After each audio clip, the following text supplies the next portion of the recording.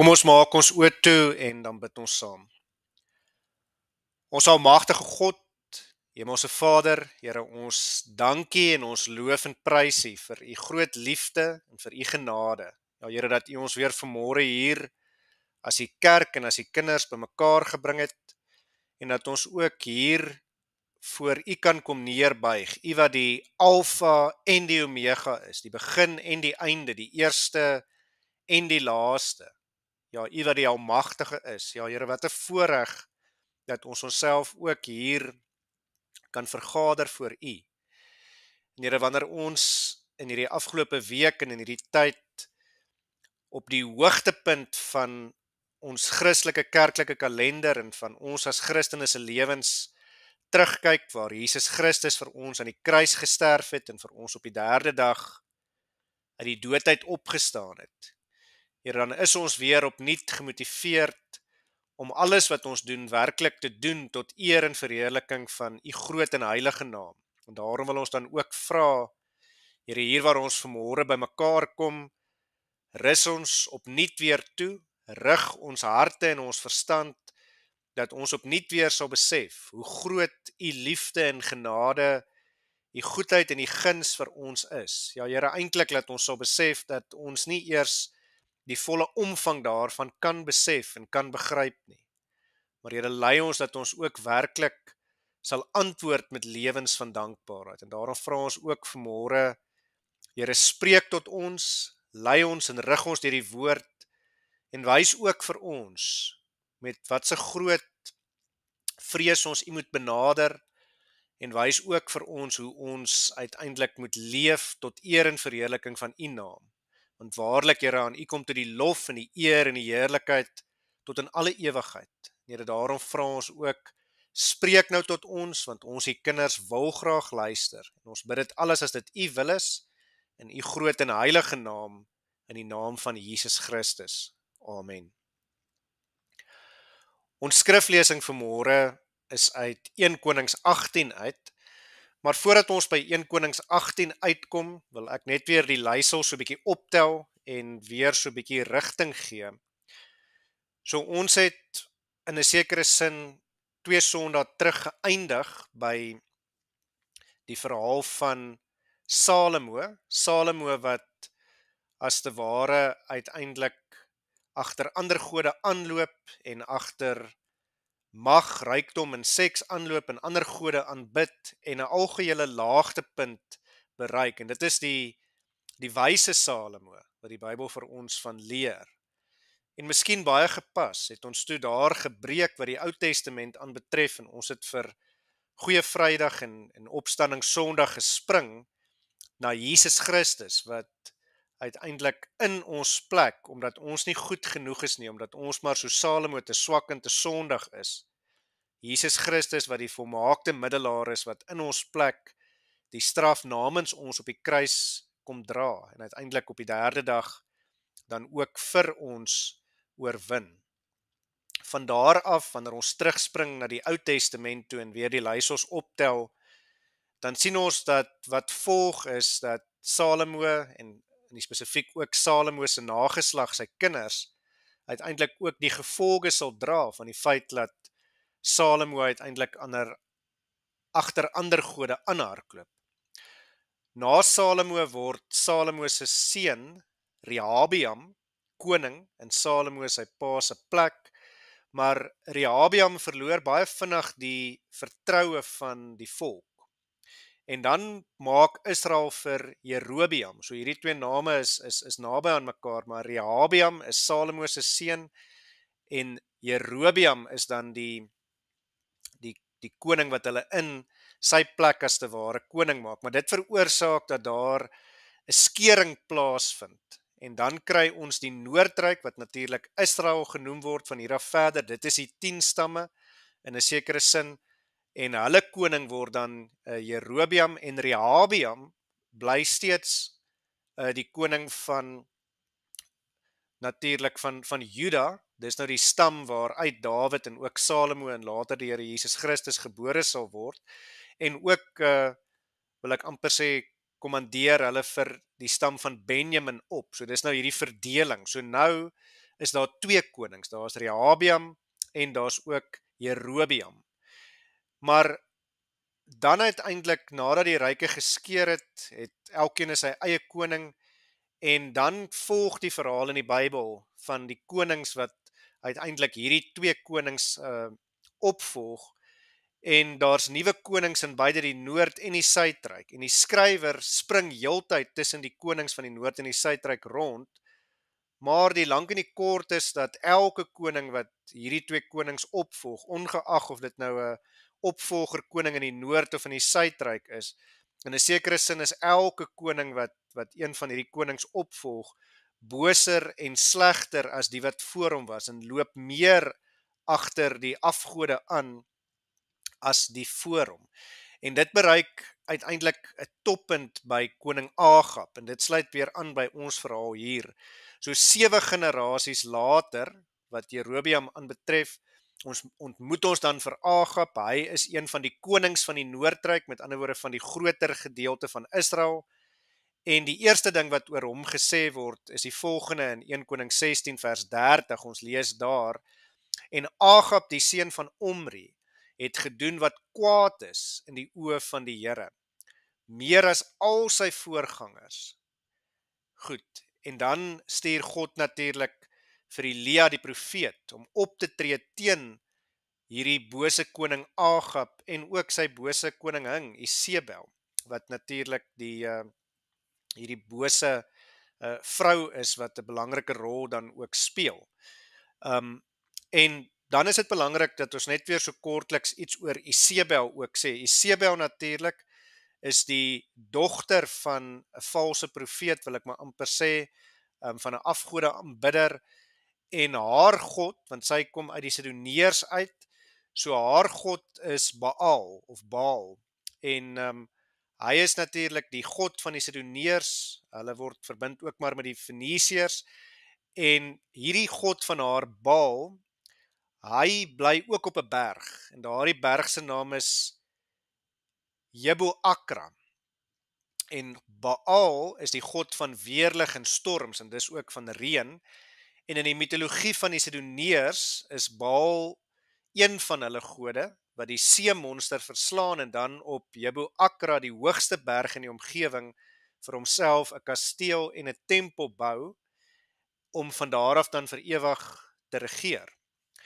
Nou, alhoewel Baal die god van reën is, wat sou beteken dat hy reën gee, wat beteken dat die gewasse, die mielies en die koring en so voort sal groei, en hy dis voedsel en dis lewe gee, moes Israel, en dit is die belangrike ding, Israel moes onthou dat daar maar vir hulle net een ware lewende God is, en dit is nie Baal nie. Dis nie Baal wat hulle uit Egipte se slawerny verlos het nie, maar dit is hulle God, die God van die verbond, die God van Abraham, Isak en Jakob, wat hulle nie net uit die slawerny van Egipte uitgelei het nie, maar hulle ook gelei het tot hier in die beloofde land waar hulle nou is. Maar die hartseer is dat hulle vergeet, net soos ons maar ook dikwels van God vergeet. Maar terug by die punt, Baal is dan die God wat reën moet verskaf, maar dan wanneer ons vir Elia die eerste keer ontmoet in 1 Koning 17, dan begin 1 Koning 17 as volg. En Elia, die Tisebiet uit Tisebe in Gilead, het vir Agab gesê: So waar as die Here, die God van Israel, leef, voor wie se aangesig ek staan, daar sal geen dou of reën in hierdie jare wees nie, behalwe op my woord. So Elia is die man van God. Elia se naam beteken my God is Ja, wat 'n kort is vir Jahwe. So Jahwe is my God, dis wat Elia se naam beteken. En nou kom hierdie man van God en hy sê: al aanbid julle vir Baal, die God van reën of van weerlig en storms, sal dit nie reën totdat ek sê dit sal reën nie, en ek tree op as verteenwoordiger of as woordvoerder van God. So wat eintlik hier gebeur is, God sê eintlik: ek is die God wat reën gee, want ek is die God wat alles gee, en Elia is my woordvoerder wat namens my praat. En nou kom ons uiteindelik dan by by 1 Konings 18 uit. So wat God wys is, hy sê, ek is die skepper, die enigste alleenware, die enige God, die enigste God wat werklik bestaan. So ek is die ene wat reën sal weerhou en ook reën sal gee, wanneer en soos wat ek wil. En dan kom ons uiteindelik by 1 Konings 18 en ek wil vir ons daar saam lees vanaf vers 1. Ons gaan die hele hoofstuk lees en soos wat ons lees, gaan ek ook kommentaar lewer en gaan ons deur hierdie verse dan ook werk. So hier van 1 Konings 18 af, van vers 1 af lees ons. En geruime tyd daarna het die woord van die Here in die 3de jaar tot Elia gekom en gesê, gaan heen, vertoon jou aan Agab, dan wil ek reën gee op die aarde. So God sê, ek is die skepper en ek wil nou weer reën gee, en dit is belangrik ook hier, daar 3 jaar verby gegaan, so 3 is die getal van volheid. So Jesus was ook vir 3 dae in die graf, nadat hy uit die graf uit opgestaan het. Dan lees ons verder in vers 2.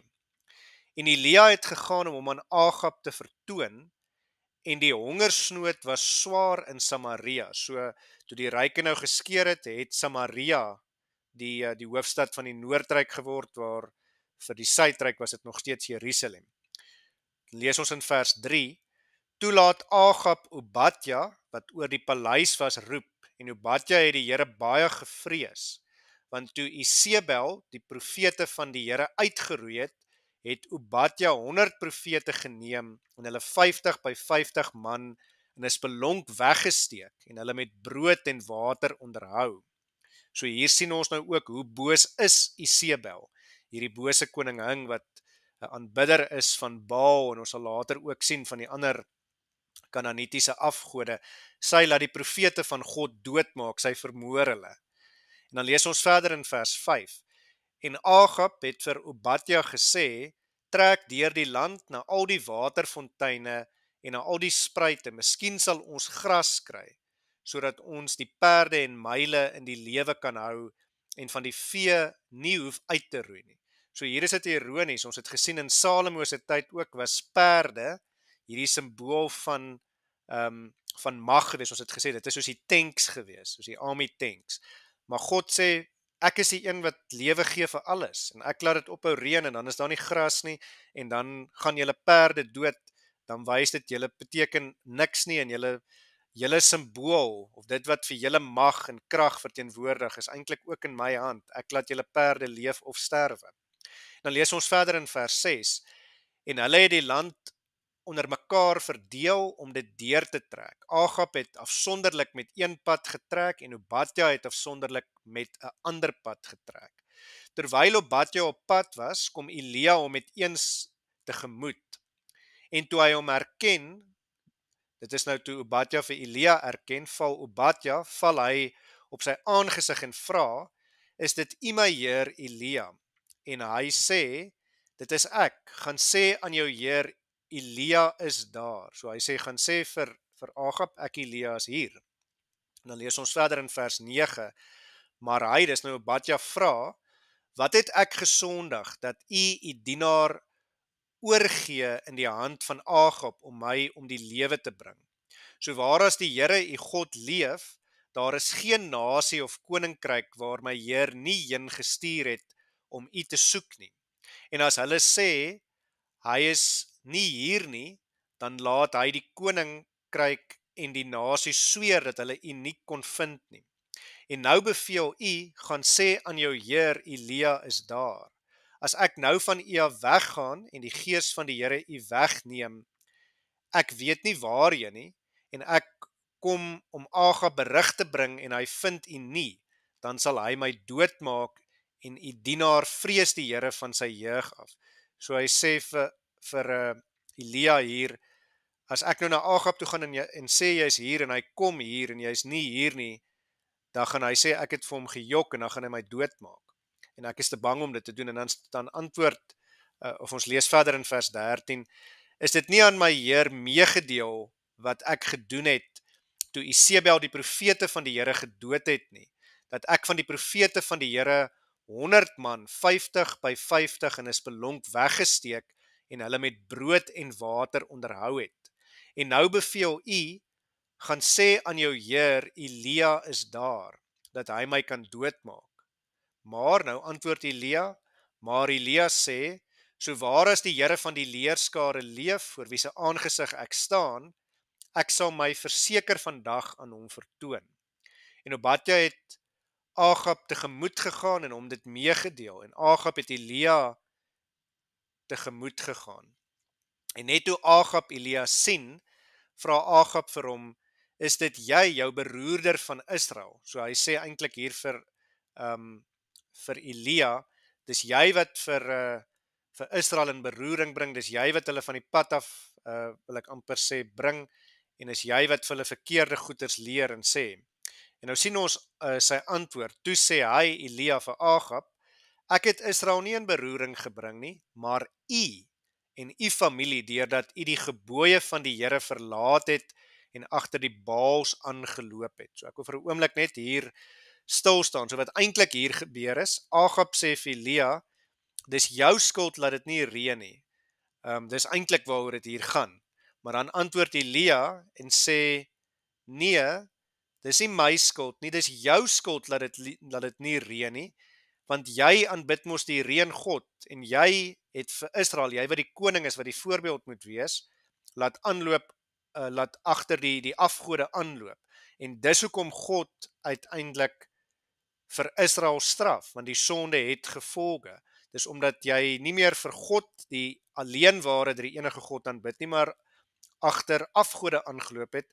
Dis hoekom God uiteindelik vir Israel straf en daar droogte is. En dan lees ons verder in vers 19 en 20.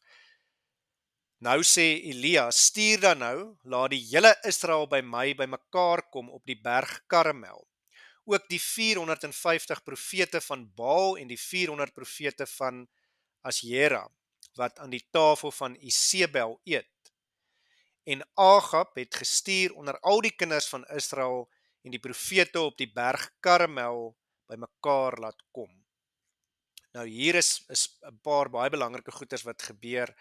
Eerstens sien ons nou hier dat, kom ons begin by Karmel. Dit is die berg waarop ons vandag gaan fokus. Nou, Karmel is die Hebreëse woord wat beteken 'n gekultiveerde tuin of plot met vrugtebome en druiweprele en so meer. Dit is wat die woord Karmel beteken. So onmiddellik, waaraan laat dit ons dink? Dit laat ons dink aan die tuin van Eden. En dit waar is dit? Dis bo op 'n berg. Dit is die berg met die naam Karmel. So in 'n sekere sin beteken dit die tuinberg of die gekultiveerde tuinberg. Maar dan wat verder gebeur is, dan daag Elia vir Agab uit. Hy sê vir Agab, gaan haal jou Baal reëngod profete en jou Asjera, wat die Kanaanitiese godin van vrugbaarheid is, se profete, en kom ons kyk wie's regtig God. Ek daag jou uit. Maar wat verder ook baie belangrik is hier aan die begin van vers 19 sien ons, hy laat roep die volk en laat hulle opkom na die berg Karmel toe, na die gekultiveerde tuinberg, en om daar uiteindelik getoets te word. So dit is belangrik dat hier word die volk opgeroep na die berg toe, en bo op die berg gaan daar nou 'n toets uiteindelik plaasvind.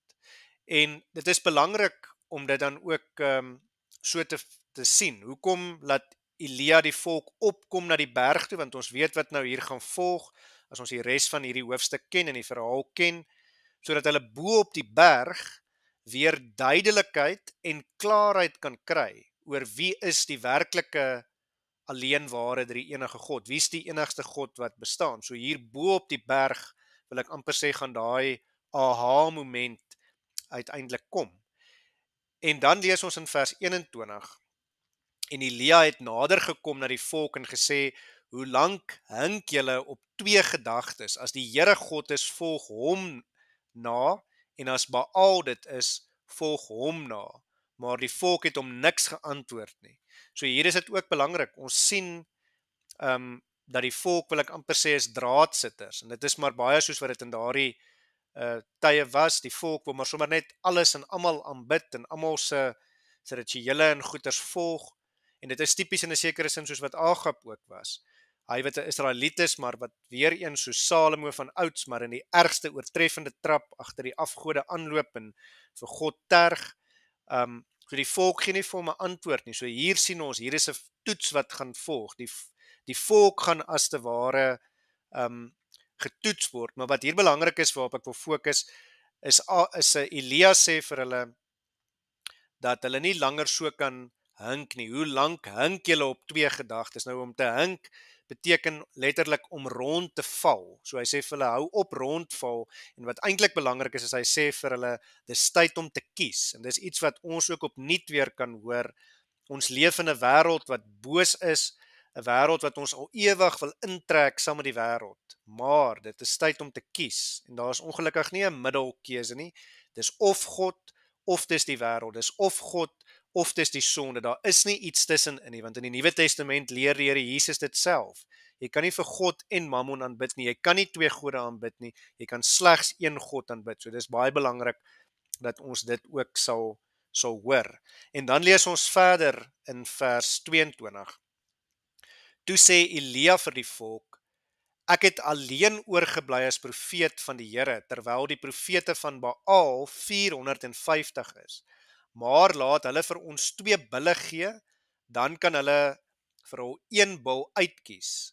En dit in stukke verdeel en op die hout sit, maar sonder om vuur te maak. En ek sal die ander bul gereed maak en op die hout sit, maar ek sal geen vuur maak nie. Roep julle dan die naam van julle God aan, en ek sal die naam van die Here aanroep, en die God wat met vuur antwoord, hy sal God wees. En die hele volk het geantwoord en gesê, die woord is goed. So hier is dit nou die toets, en ek sal nou meer daaroor sê, maar wat ek net wil sê is, onthou, Baal is die God van weerlig en van storms, so om vuur te stuur in die vorm van die weerlig behoort vir hom baie maklik te wees as hy werklik bestaan het. Maar dan lees ons verder van vers 25 af.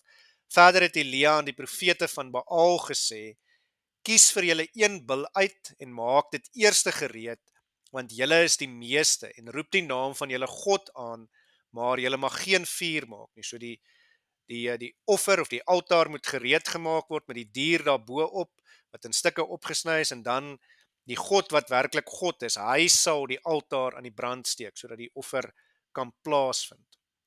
En dan lees ons verder in vers 26, en hulle het die bul wat hy hulle gegee het geneem, en dit gereed gemaak in die naam van Baal, van die môre tot die middag aangeroep en gesê: O Baal, gee ons antwoord. Maar daar was geen stem en niemand wat antwoord nie. En hulle het rondgespring by die altaar wat hulle gemaak het. En toe dit middag was, het Elia met hulle gespot en gesê: Roep hard, hy is mos 'n God. Hy is seker in gepeins, of hy het hom seker afgesonder, of hy is seker op reis. Miskien slaap hy en moet wakker word. En ek dink ek het al in die verlede hierdie opmerking gemaak. Hy is in gepeins, hy is seker besig. Dit beteken hy is seker op die toilet besig, so roep hom, want hy is mos 'n God. So dit is hoe Elia hier met hulle dan ook spot. En dan lees ons verder in vers 28, en hulle het hard geroep en hulle self volgens hulle gebruik met swaarde en spiese stikkend gekerwe tot die bloed op hulle uitgespuit het. En toe die middag verby was, het hulle begin raas tot op die tyd dat die spysoffer gebring word. Maar daar was geen stem en niemand wat antwoord nie en geen opmerksaamheid nie. So daar's niks nie, want Baal bestaan nie. Dis maar die lank en die kort. En dan lees ons in vers 30. Toe sê Elia vir die hele volk: Kom nader na my, en die hele volk het nader gekom na hom. En hy het die altaar vir die Here herstel wat afgebreek was. So dit is ook die gevolge van hierdie bose Agab en sy bose koningin Isebel wat God se altare afgebreek het. En dan is vers 31 is dan baie belangrik. Vers 31 is ons teksvers. Daarop neem Elia 12 klippe volgens die getal van die stamme van Jakob se kinders, tot wie die woord van die Here gekom het om te sê: Israel sal jou naam wees. So dit laat ons onmiddellik eerstens terugdink aan Jakob wat met God geworstel, gestoei het, en uiteindelik het God hom toe geseën en gesê: jou naam sal nie meer Jakob wees nie, want maar jou naam sal nou Israel wees. Wat beteken natuurlik dat uit hom uit die 12 stamme gebore sal word. Jakob se kinders is natuurlik die 12 stamme, of hulle was die oorspronklike vaders van die 12 stamme, of die 12 stamme is na hulle vernoem. Nou wat gebeur alles hier in vers 30? Dis baie belangrik. Eerstens moet ons raak sien in die oploop tot hier, in 'n sekere sin word die volk nou getoets, maar ons kan dit ook so sien dat dit eintlik God is wat in 'n sekere sin getoets word, en die God wat hierdie toets gaan slaag deur te antwoord met vuurs, en dit is die uitdaging hier. Hy is die werklike God, en dan behoort dit die maklike keuse te wees vir die volk om dan daardie God te kies. En hierdie toetsing van God wat in 'n sekere sin hier plaasvind, God wat nou moet antwoord met die vuur, dit laat 'n mens in 'n sekere sin dink aan die Here Jesus se versoeking, toe hy in die Nuwe Testament natuurlik deur die duiwel daar in die woestyn versoek of dan ook getoets is. Maar dan terug by vers 31. Vers 31 is baie belangrik. Hier sien ons spesifiek 12. Nou 12 is natuurlik 3 maal 4, en 3 is die getal van volheid natuurlik, en 4 en die 10voudige veelvoude daarvan wys gewoonlik op die mens en hoe God met die mens werk. So 4 is in 'n sekere sin die getal in die Bybel wat verwys na die mens, en ons kry baie keer 40 dae en 40 nagte. So wanneer dit vertienvoudig word of met 10 gemaal word, wil ek dan nou sê, dan wys dit hoe God besig is om met die mens te werk. Maar in hierdie geval, God en die mens, 3 maal 4, dit is die 12 stamme. En wat dan hier baie belangrik is dit is die 12 stamme in hulle totaliteit. Onthou, die ryke is geskeur, maar hier roep Elia al 12 die stamme weer by mekaar. Hulle is hier op die berg, in 'n sekere sin nou in die teenwoordigheid van God, en hulle is verenig op die berg. Dis nie hier asof hulle geskeur is nie, maar hulle is hier as een man uiteindelik saam.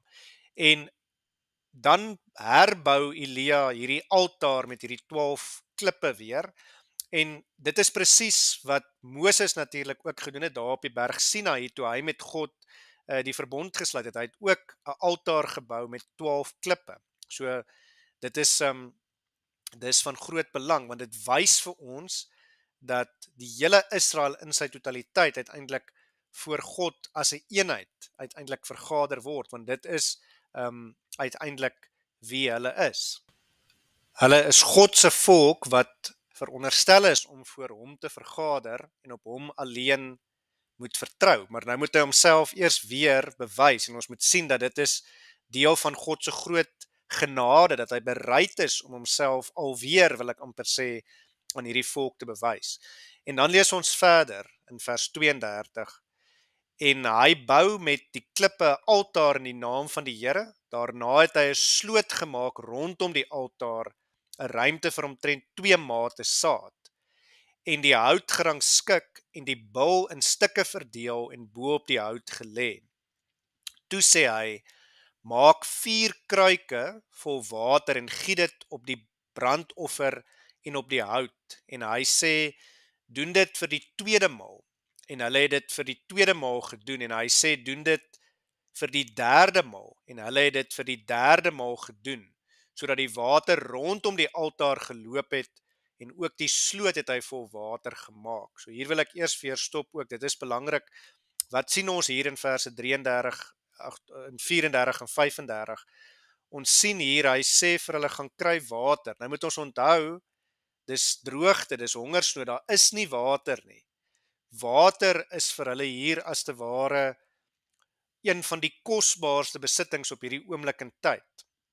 En hy sê vir die volk as te ware, julle moet nou iets opoffer, hierdie water wat vir julle baie kosbaar is, water wat lewe verteenwoordig. Maar dan is dit verder ook belangrik dat ons sien hier, hy onthou ook, ons is in die 3de jaar, ons het dit aan die begin gelees, ons is in die 3de jaar van die droogte, en dan sê hy vir hulle, gaan kry 4 kruike, met ander woorde 4 bakke, en 3 maal moet hulle hierdie bakke weer vol water maak, en dit dan oor die altaar en oor die hout gooi.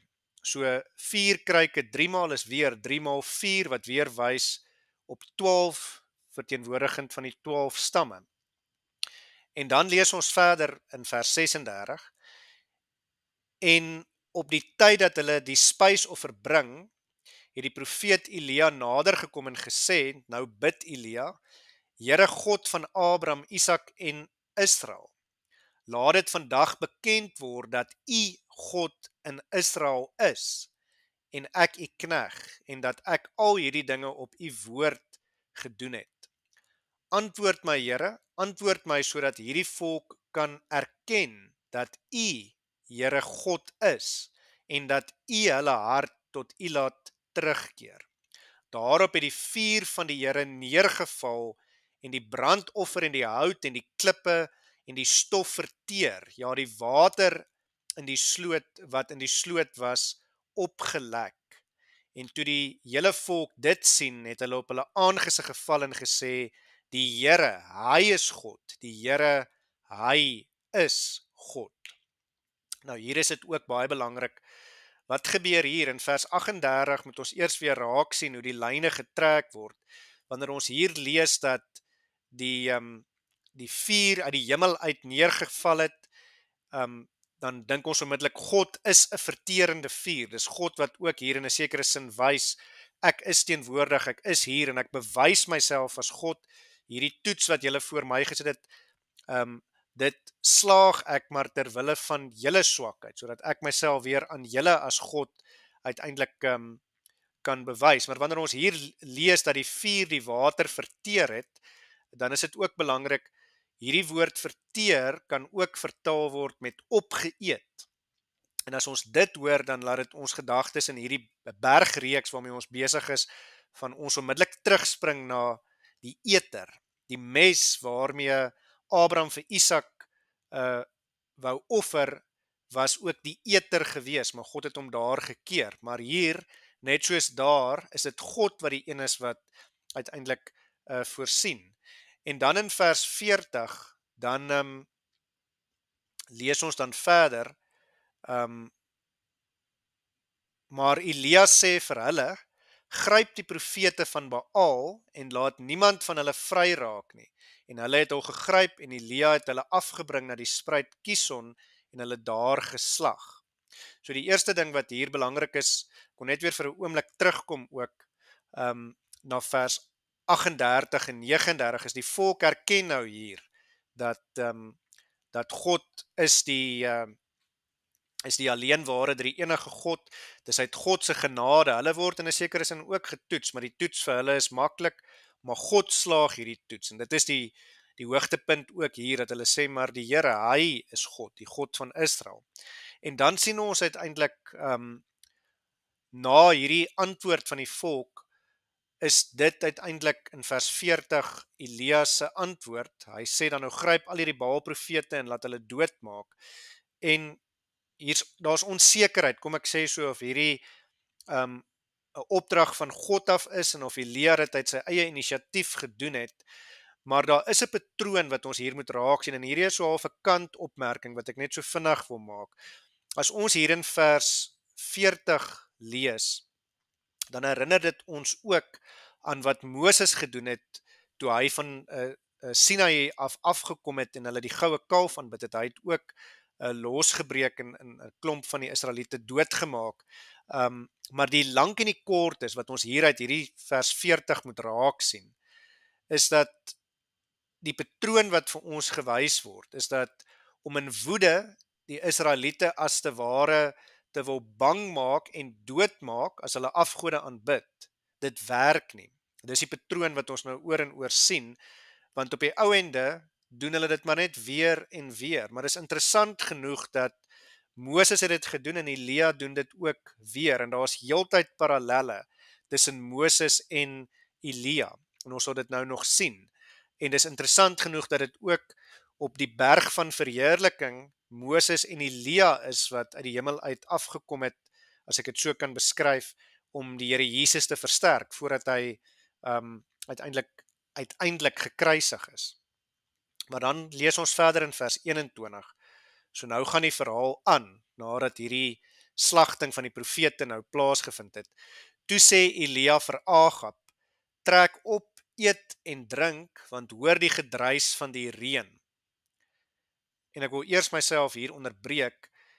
Elia sê dan vir Agab, gaan eet en drink op die berg, gaan hou as te ware, dis wat hy vir hom hier sê, 'n tuinfees, of kan ons dit anderster ook sê, want onthou Karmel is mos hierdie gekultiveerde tuin, dis wat dit beteken, so gaan hou 'n Edenfees, want Karmel laat ons dink aan die berg van Eden, so gaan hou 'n Edenfees, hoekom? Want God gaan voorsien, dis God wat gaan reën stuur, nie jou reëngod wat nie bestaan nie, maar die werklike God, hy gaan reën stuur, so hy sê in 'n sekere sin vir koning Agab, jy kan nou fees hou, want dit was nou vir so lank droog, maar die werklike lewende God, hy gaan nou voorsien, hy gaan reën stuur. Maar dit laat ons in 'n sekere sin ook weer terugdink aan Abraham en Isak daar op Moria. Want wat het daar gebeur? God het voorsien, en dit laat ons ook vorentoe dink na die Nuwe Testament toe. Op die berg Golgotha, was dit 'n geringe en 'n klein bergie, het God in die grootste sin natuurlik vir ons voorsien, toe Jesus Christus vir ons sondes aan die kruis betaal het en homself daar vir ons geoffer het, soos die volmaakte offerlam, sodat hy op die derde dag kan opstaan uit die doodheid, en soos wat die reën die teken van lewe is die grootste teken van lewe, Jesus Christus wat vir ons die ewige dood verslaan het deur op die derde dag uit die doodheid op te staan. So daarom voorsien God, nie die afgode nie. En dis die punt hier. Maar dan sien ons ook wat hier belangrik is toe sê Elia vir Agab, trek op, eet en drink, want hoor die gedruis van die reën. So God sal voorsien, en Agab het opgetrek om te eet, lees ons in vers 42, en te drink, maar Elia het op die top van Karmel geklim en hom op die grond neergebuig en sy aangesig tussen sy knieë gesteek. So nou bid Elia vir die tweede keer. So hy klim op na die hoogtepunt, na die heel hoogste punt, die toppunt, die kruin van die berg toe, en dan daar val hy weer in aanbidding voor God neer, want hy besef, alles is maar net genade, natuurlik in God se hand. En dan lees ons verder in vers 43 eerder, daarop sê hy vir sy dienaar, dis nou Elia, klim tog op, kyk uit na die see. En hy, Elia se dienaar, het opgeklim en uitgekyk en geroep, daar is niks nie. Toe sê hy, Elia, gaan weer 7 maal. En die 7de maal roep hy, daar gaan 'n wolkie soos 'n man se hand op uit die see. Toe sê hy, dis nou Elia vir sy dienskneg, gaan op, sê vir Agab, span jou in en trek af, dat die reën jou nie terughou nie. Nou wat gebeur hier? Hier gebeur nou weer, wil ek amper sê, 'n toets in die kleine, as ek dit so kan beskryf. En wat hier gebeur, is God het mos nou gesê, hy sal reën verskaf, en nou bid Elia vir die reën, maar wie word nou hier getoets? As te ware is dit nou Elia en hierdie dienskneg van hom se geloof wat nou getoets word, maar dan sien ons, God is getrou, en hy stuur dan die reën uiteindelik, en die gevolg is dan uiteindelik, dat ons kan sien, God doen wat hy sê hy sal doen. So kom ons lees eers die res van hierdie hoofstuk klaar, van vers 42 af.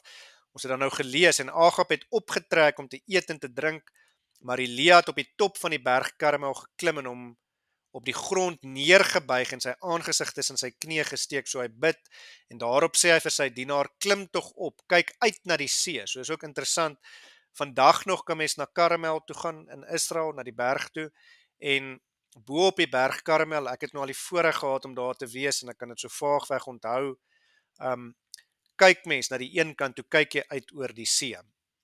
En hierdie dienskneg het opgeklim en uitgekyk en geroep, daar's niks nie. Toe sê hy, gaan weer 7 maal. En die 7de maal roep hy, daar gaan 'n wolkie soos 'n man se hand op uit die see. Toe sê hy, gaan op en sê vir Agab, span jou in en trek af, dat die reën jou nie terughou nie. En in 'n oogwink was die hemel swart van wolke en wind, en groot reën het gekom. En Agab het op die wa geklim en weggetrek na Jesreel. Dit is nou 'n stad hier na die noordooste toe.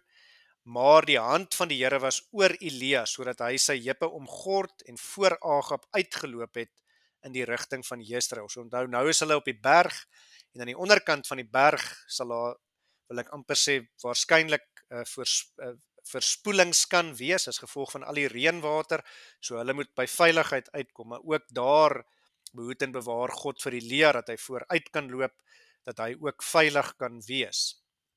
Maar goed, wat gebeur hier en wat is die belangrike van hierdie hoofstuk wat ons moet raak sien? Die gevolg van hierdie hoofstuk is dat ons weer eens kan sien dat wanneer God se kinders bereid is om op hom te vertrou en om hom as God te erken en hulle self oor te gee aan hom, in hierdie geval was dit die water wat hulle ook moes bring, dan seën God hulle.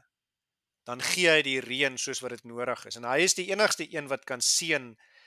Baal het nooit geantwoord nie, want Baal bestaan nie. Dit is wat hulle hier besef het, maar dit is God se genade, want dit is hier God wat in sy genade weer eerste na Israel toe kom. Hulle het afgedwaal en hy kom met sy genade uit. Hy laat roep hulle by mekaar en hy wys weer vir hulle dat hy God is. Hy het nie nodig gehad om dit te doen nie. Maar dit wys vir ons weer op God se genade. Net so het hy nie nodig gehad om sy seun te stuur om vir ons sondes te kom sterf nie. Maar hy is 'n genadige en 'n getroue God. Hy doen wat hy gesê het hy sal doen. En wat ons verder hier moet raak sien dan, is wanneer God hulle laat roep, die hele volk Israel wat ons nou sien in ons teksvers, vers 31, wat ook verteenwoordig word deur die 12 klippe waarmee die altaar uiteindelik gebou is, dan roep hy hulle as te ware hier in sy teenwoordigheid in, en hy herinner hulle weer dat hy die enigste alleenware drie-enige God is. Maar wat hier ook gebeur en wat baie belangrik is wanneer hulle hier bo op die berg saam vergader in God se teenwoordigheid en God homself weer bewys as God, dan is dit in 'n sekere sin 'n edenprent wat vir ons hier geteken word. Dis hoe dit veronderstel is om te wees in die perfekte sin daarvan, dat God se volk saam met hom in die paradys in die tuin van Eden uiteindelik is, en dat hulle hom daar ontmoet en hom daar erken as God en sê daar's geen ander God nie, maar alleenlik U. So dis 'n tuin van Eden prent wat vir ons hier geskets word. En hier is die belangrike ding. Net so het God ook in die volheid van die tyd, uit sy groot liefde en sy groot genade vir ons, sy seun Jesus Christus gestuur om ons op aarde te ontmoet, en dan kom Jesus Christus en hy kom sterf vir ons as die volmaakte vlekkelose lam aan die kruis. Hy was ons sonde skoon, hy koop ons los uit die slawerny van die sonde en die ewige dood en die Satan, en hy oorwin vir ons, sodat ons, en hier is die belangrike ding, ook voor sy aangesig kan vergader as sy kerk. Onthou Sionsberg met die tempel daarbo op is 'n simbool van die kerk. En dit is alleenlik omdat Jesus uit die dood uit opgestaan het dat die kerk vandag bestaan. Dis immers hoekom ons op Sondag by mekaar kom om sy opstanding uit die dood op die eerste dag van die week, dis die Sondag, te vier. So daarom uiteindelik moet ons raak sien, ook wanneer ons kerk toe kom, wanneer ons as te ware opkom na die kerk toe, soos wat hulle in die ou tyd opgegaan het na Sionsberg toe met die tempel wat bo is, dan is dit God wat ons by mekaar vergader as sy volk. En dit is alles moontlik alleenlik omdat die Here Jesus Christus vir ons oorwin het.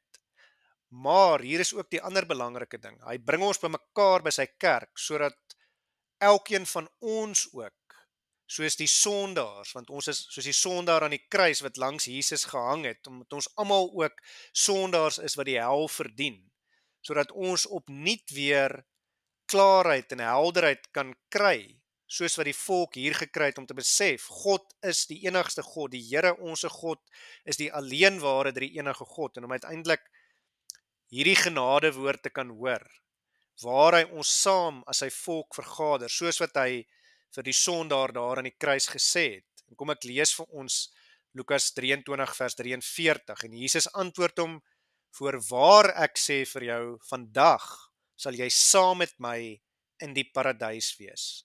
Amen. Kom ons bid saam. Ons almagtige God, Hemelse Vader, Here, ons dankie en ons loof en prys U dat ten spyte van ons swakheid, ons nietigheid en ons sondigheid, ons verlorendheid, ons gevallendheid, Here, ten spyte daarvan dat U ons as te ware daagliks weer bymekaar bring, dat U vir ons dit moontlik maak om tot U te nader in gebed, dat U dit vir ons moontlik maak om as die kerk en as die kinders bymekaar te kom en U te aanbid, en dat U ons daagliks weer herinner daaraan, dat U ons God is en dat ons U kinders is. Here, ons dankie en ons loof en prys U dat uiteindelik ook ons die wonderlike boodskap kan hoor en kan weet, dat wanneer ons laaste asems hier uitblaas, omdat Jesus Christus reeds vir ons oorwin het aan die kruis en deur uit die graf uit op te staan, daarom sal ons ook saam vergader in die tuin, in die paradys, dit wat vir ons dan ook so wonderlik beskryf word daar in die boek van Openbaring.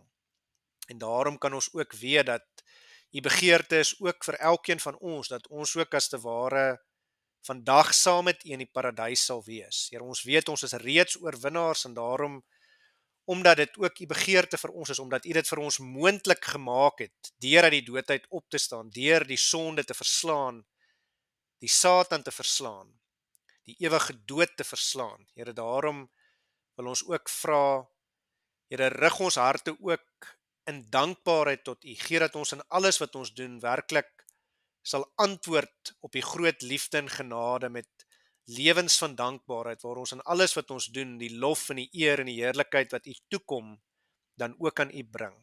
Here, al hierdie dinge vra ons en bid ons nie omdat ons dit verdien nie, maar as dit U wil is in U groot en heilige naam, in die naam van Jesus Christus.